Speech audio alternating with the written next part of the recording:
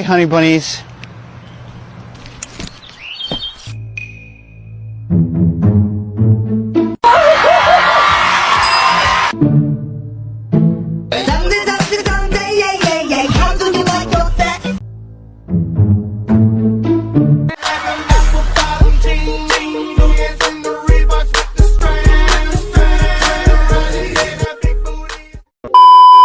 हे guys, तो finally Eternals release हो चुकी है और इटर्नल्स में 2 पोस्ट क्रेडिट सीन भी है जो कि एमसीयू के फ्यूचर के लिए बहुत ज्यादा इंपॉर्टेंट है। तो इसीलिए आज इस वीडियो में मैं इटर्नल्स की एंडिंग और पोस्ट क्रेडिट सीन को एक्सप्लेन करूंगा। तो बिना टाइम वेस्ट करे चलिए शुरू करते हैं।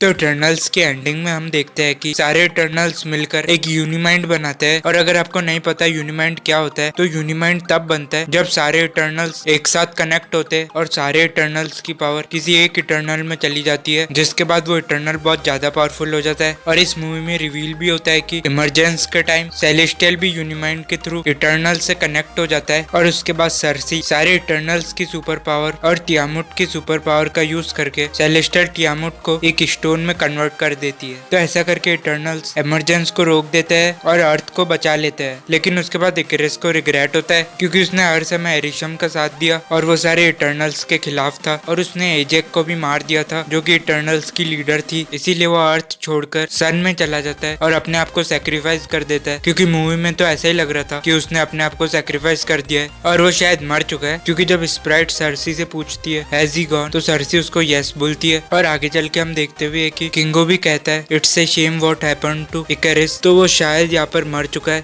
या फिर यहाँ पर कुछ ऐसा हो सकता है जैसा हमने कॉमिक्स में सुपरमैन को करते हुए देखा है, जहाँ पर सुपरमैन सन में हाइबरनेशन के लिए चला जाता है और उसके बाद जब वो आता है तो वो और भी पावरफुल होता है और पूरा गोल्डन कलर का होता है और उसका नाम हो जाता है सुपरमैन प्राइम या सुपरमैन 1 मिलियन। तो शायद इकरिस के साथ भी कुछ ऐसा ही हो सकता है या फिर मल्टीवर्स तो है ही, तो हमें आगे इकरिस नहीं तो उसका कोई वेरिएंट तो देखने को मिल ही सकता है। और यहाँ पर एक ईस्टर एग भी है क्योंकि इकरिस का कैरेक्टर ग्रीक माइथोलॉजी पर बेस्ड है। तो ग्रीक माइथोलॉजी में भी इकरिस अपने विंग्स के साथ सन में चला जाता है, जहाँ पर सन की हीट के कारण उसके विंग्स पिघल जाते हैं और वो गिरकर मर जाता है। पर मुझे नहीं लगता कि इतनी आसानी से मार्वल वाले इकरिस को जाने देंगे। और उसके बाद क्योंकि स्प्राइट एक नॉर्मल लाइफ जीना चाहती थी, इसलिए सर्सी स्प्राइट को इटर्नल से एक नॉर्मल ह्यूमन बीइंग बना देती है, जिसके बाद सर्सी स्प्राइट को पालने की रिस्पॉन्सिबिलिटी किंगो को दे देती है और स्प्राइट किंगो के साथ चली जाती है। और उसके बाद हम देखते हैं कि मक्कारी, ड्रुइग और थेना डोमो स्पेसशिप में बैठकर दूसरे इटर्नल्स को ढूंढने निकल जाते हैं ताकि वो सारे इटर्नल्स को सेलेस्टियल्स के इवल प्लान के बारे में बता सके और वो सारे इटर्नल्स को एक साथ जोड़ सके, जिसके बाद शायद हमें फ्यूचर में सेलेस्टियल वर्सेस इटर्नल्स भी देखने को मिल सकता है।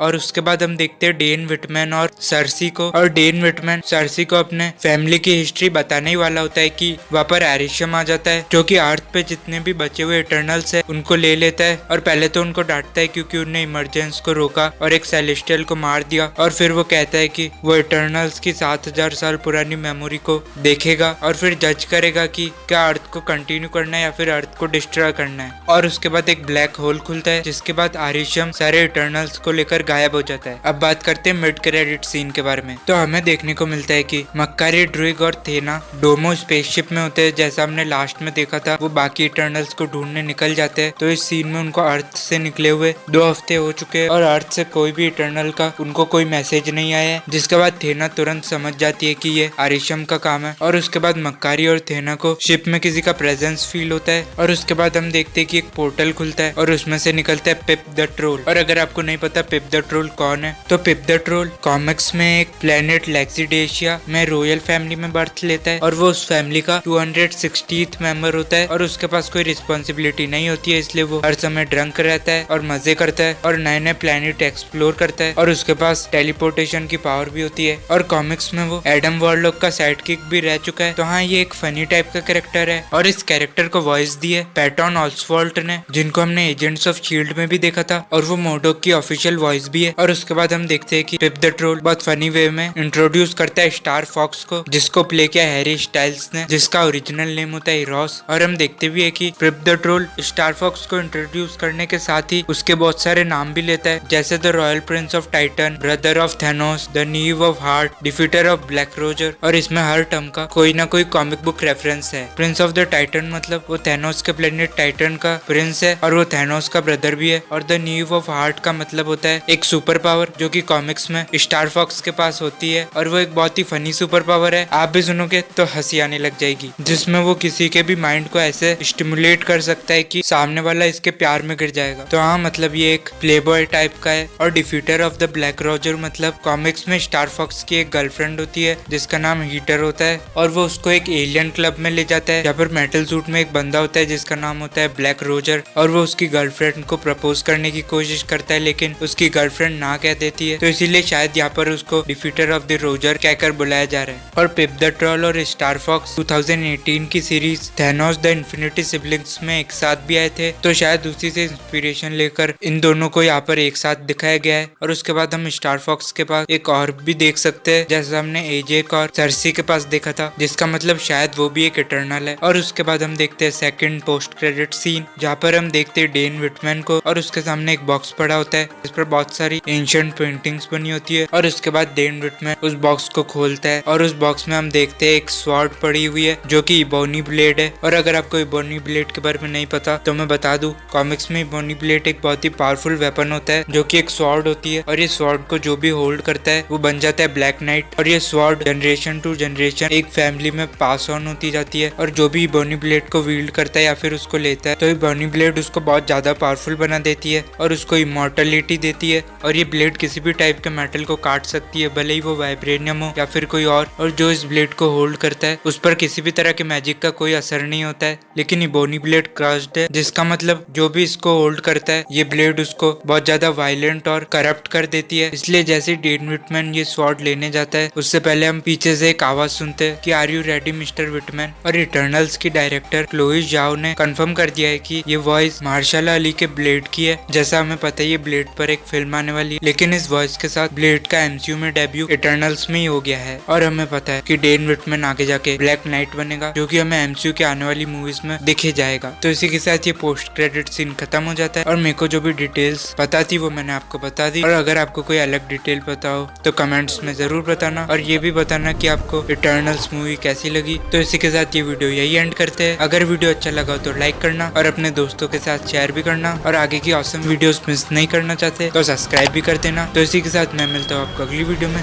तब तक के लिए बाय बाय।